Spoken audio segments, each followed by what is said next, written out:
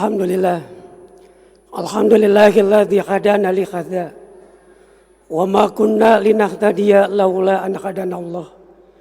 Asyhadu an la ilaha illallah wahdahu la syarikalah wa asyhadu anna Muhammadan abduhu wa rasuluh.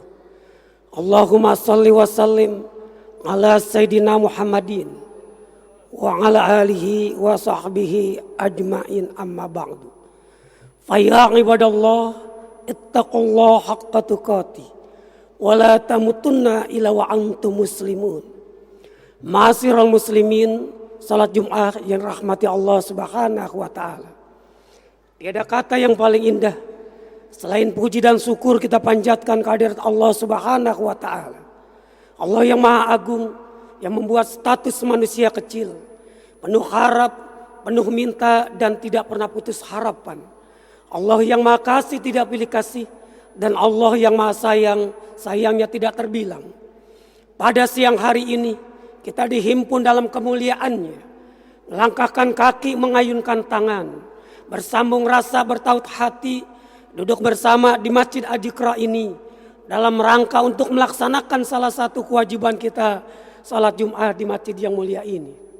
Semoga ini menjadi catatan baik siang hari ini, yang kelak nanti menjadi saksi di hadapan Allah Subhanahu wa taala. Amin ya rabbal alamin.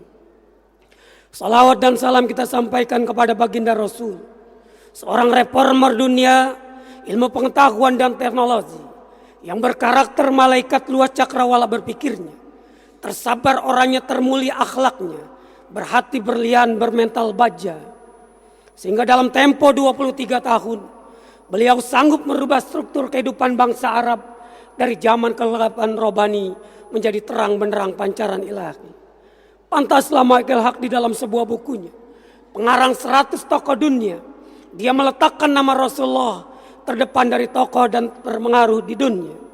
Padahal Michael Haq bukan muslim, dia beragama Nasrani, berkebangsaan Yahudi, berdomisili di Amerika Serikat, kagum dengan Rasulullah sallallahu alaihi wasallam.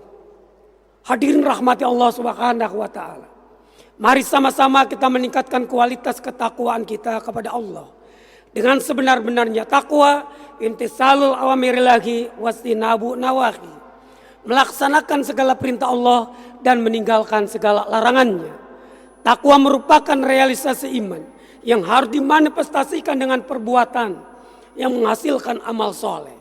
Takwa yang memurnikan ketaatan kita kepada Allah dari bentuk kemusyrikan, dari bentuk kezaliman, dari bentuk kefasikan.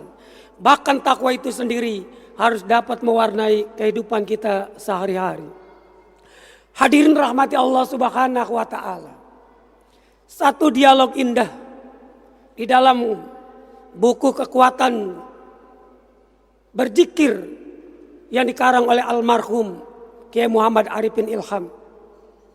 Siapakah orang yang bahagia?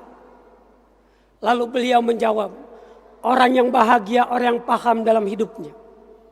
Yang pertama, orang yang paham dalam hidupnya bahwa Al-Quran adalah pedoman hidupnya. Di dalam surat Al-Baqarah ayat 2, A'udzubillahi minasyaitonirrajim. Dzalikal kitabu la raiba fi hudal lil muttaqin. Kitab Al-Quran adalah petunjuk bagi orang-orang yang bertakwa. Hadirin rahmati Allah Subhanahu wa taala. Kemudian yang kedua, tujuan hidupnya jelas, yaitu mengabdi kepada Allah. Wa ma khalaqtul jinna wal insa illa liya'budun. Tidak aku ciptakan jin dan manusia kecuali untuk ibadah. Kemudian kata beliau yang ketiga, siapa teman hidupnya? Yaitu teman hidupnya, pedoman hidupnya, bahkan teladan hidupnya Rasulullah sallallahu alaihi wasallam. Laqad kana lakum fi Rasulillahi uswatun hasanah. Sungguhnya di dalam diri Rasulullah terdapat suri teladan yang baik. Bagi siapa? Liman kana yarjullaha wal yaumal akhir. Mereka yang mengharap ridha Allah dan beriman kepada hari akhir. Wa dzakarallaha katsira, dan berzikir yang banyak pada Allah. Hadirin rahmati Allah Subhanahu wa taala. Oleh karena itu, orang-orang yang dibahagiakan Allah tahu tujuan hidupnya. Kemudian siapa teman hidupnya? Teman hidupnya adalah orang-orang beriman. Innamal mu'minu ikhwat. Sungguhnya orang-orang beriman adalah Temannya adalah orang-orang beriman, saudara-saudaranya.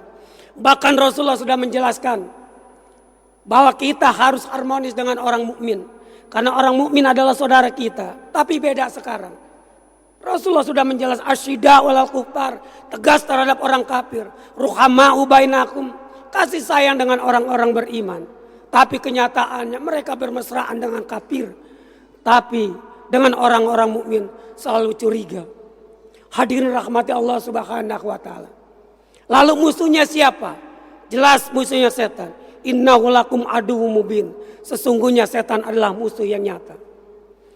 Inilah yang digambarkan almarhum Kiai Muhammad Arifin Ilham di dalam bukunya Kekuatan Zikir.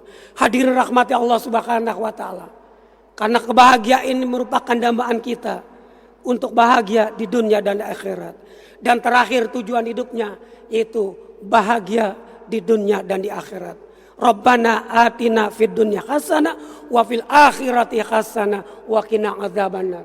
Ya Allah, bahagiakan kami di dunia dan bahagiakan kami nanti di akhirat, dan bahagiakan kami dan jauhkan kami dari azab api neraka. Hadirin rahmati Allah Subhanahu wa taala.